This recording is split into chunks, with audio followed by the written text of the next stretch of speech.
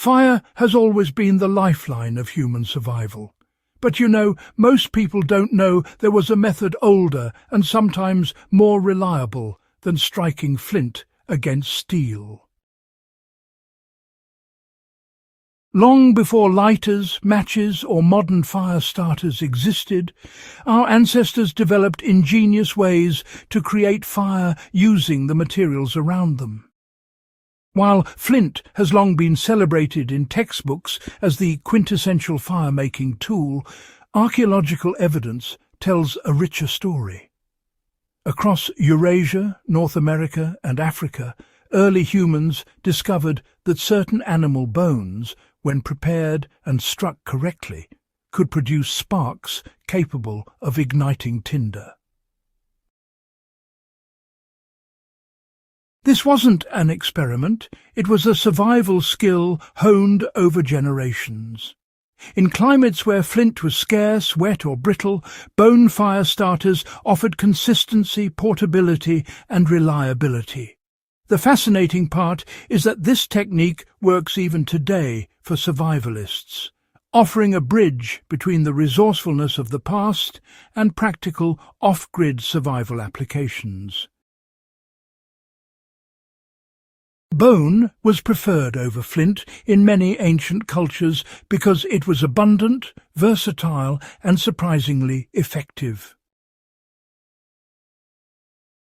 Flint, well, it does have its limitations.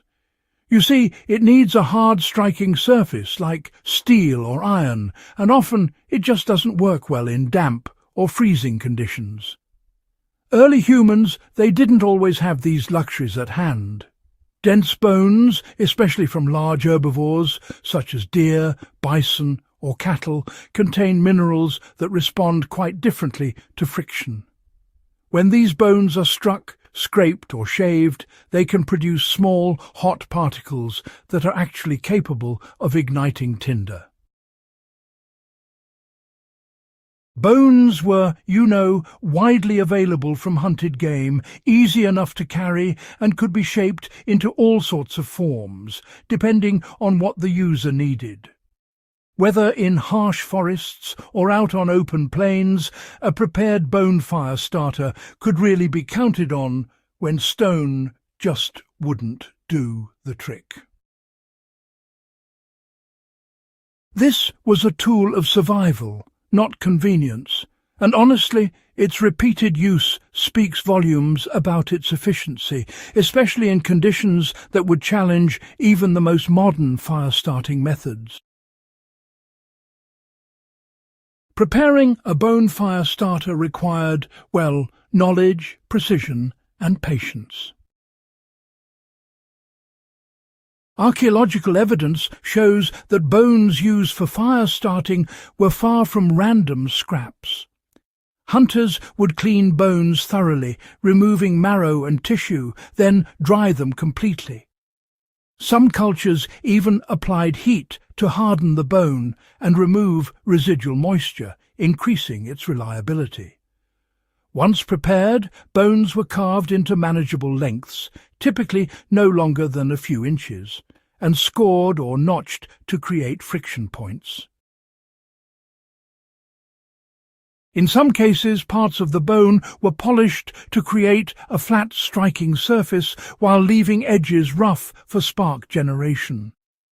This meticulous preparation ensured that a single bone could consistently produce sparks in the field, demonstrating an understanding of materials that goes beyond simple trial and error. Every notch, every carved edge had a purpose in turning the bone into a functional survival tool. Bone fire starters outperformed flint under the right conditions because of their durability and adaptability. What makes bone so effective is not just its availability, but its physical properties. Unlike flint, which can shatter under too much force or fail when wet, dense bone is more forgiving. When struck at the correct angle, It produces small hot particles that land directly on the tinder, maximizing efficiency and minimizing wasted effort.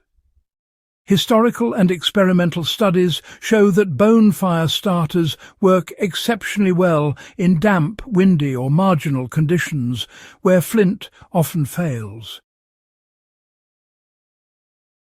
Ancient hunters relied on this consistency to survive, demonstrating a practical understanding of materials science long before the term existed.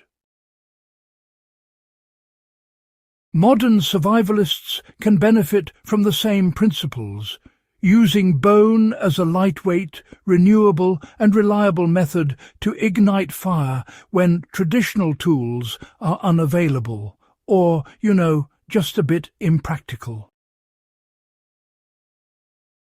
Recreating this ancient technique today is both accessible and, honestly, quite educational. Modern enthusiasts can, replicate the method without complex tools. Selecting a dense, dry bone is the first step. Large leg bones are ideal for their mineral content and strength. The bone must be cleaned thoroughly and heat-treated lightly to remove moisture. Once dry, it is carved into a convenient size, and notches are added to create friction points. Using a steel edge, or even another hard bone, the prepared piece is struck above tinder such as dry grass, bark, or fine wood shavings. Sparks generated from the strike fall onto the tinder and ignite it. With practice, this technique works reliably, sometimes even faster than traditional flint methods. For off-grid campers, survivalists and historical enthusiasts, carrying pre-prepared bonfire starters offers a practical, historically grounded backup to modern fire-starting methods. Understanding bonfire starters connects us to the ingenuity of our ancestors and, it really enhances modern survival skills. This method is more than just an archaeological curiosity. It's honestly a testament to human resourcefulness and a practical skill that still holds value today. Bonfire starters reveal a level of innovation and adaptability in early humans that, quite frankly, is often overlooked. They required knowledge of materials, an understanding of friction and heat, and of course the foresight to prepare tools for unpredictable conditions. For history enthusiasts, experimenting with bonfire starters offers a tangible connection to the past. For survivalists, it provides a lightweight, renewable and dependable option for igniting fire in situations where conventional methods may fail. By learning and applying this forgotten skill, we honor the ingenuity of our ancestors while equipping ourselves with a powerful, enduring tool. Fire is life, and mastering methods that predate modern conveniences reminds us that necessity drives innovation. Bone fire starters are a perfect example. Simple, effective, and historically proven. Understanding and applying this technique strengthens both our survival knowledge and our appreciation for the ingenuity embedded in human history. If you found this guide valuable, subscribe to Survival Logic, share it with fellow history buffs and survival enthusiasts, and keep exploring forgotten techniques that connect the past to the practical skills we can use today.